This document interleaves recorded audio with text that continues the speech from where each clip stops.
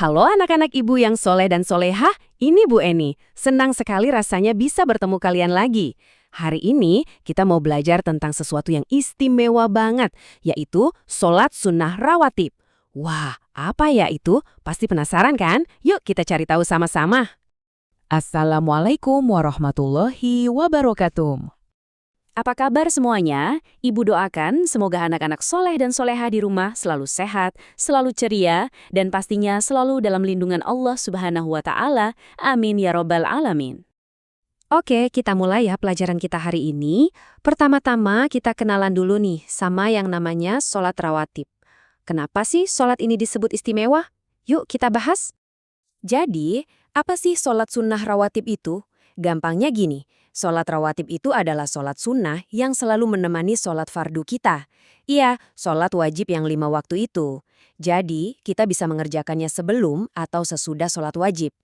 Terus, tujuannya buat apa? Coba deh bayangkan, sholat fardi kita itu kan ibarat kado utama untuk Allah.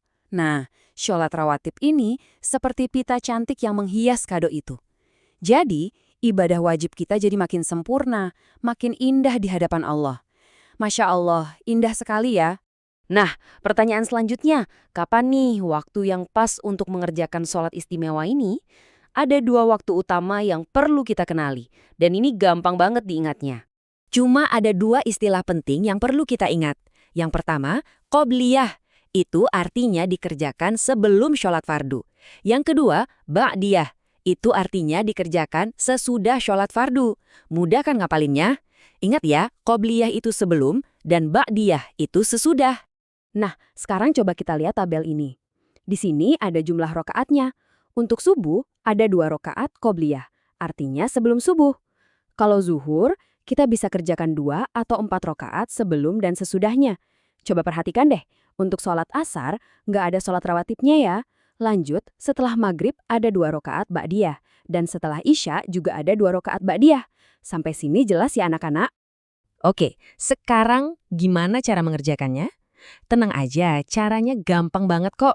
Hampir sama seperti sholat biasa. Cuma ada beberapa aturan sederhana yang perlu kita perhatikan. Ini dia aturan-aturan simpelnya. Pertama, sholat ini nggak perlu pakai azan dan iqomah. Kedua, kita mengerjakannya sendirian atau munfarid, jadi tidak berjamaah.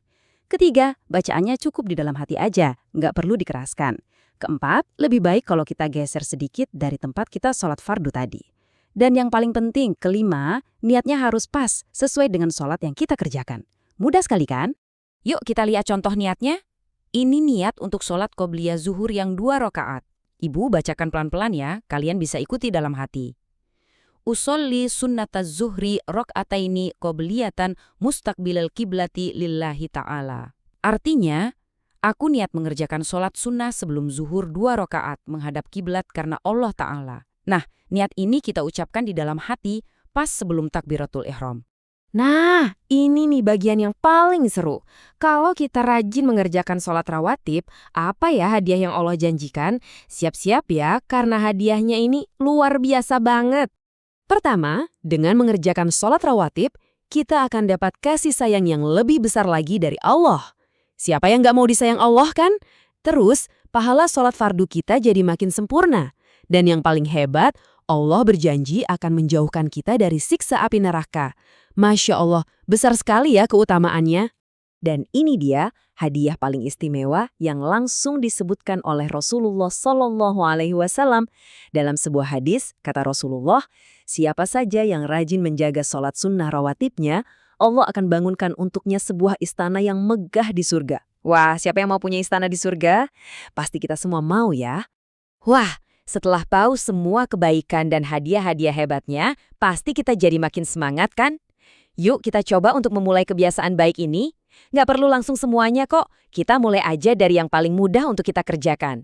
Coba deh, sekarang kalian pikirkan. Dari salat rawatib yang tadi kita pelajari, mana yang mau kamu coba kerjakan hari ini? Mungkin 2 rakaat sebelum subuh, atau 2 rakaat setelah maghrib. Memulai satu saja, itu sudah merupakan langkah yang hebat banget loh. Alhamdulillah selesai sudah pelajaran kita hari ini. Terima kasih ya anak-anak hebat sudah mendengarkan dengan baik. Ibu bangga sekali sama kalian semua. Ibu, Tutup ya pertemuan kita kali ini. Semoga ilmu yang kita dapatkan hari ini bisa bermanfaat dan bisa kita amalkan. Wassalamualaikum warahmatullahi wabarakatuh.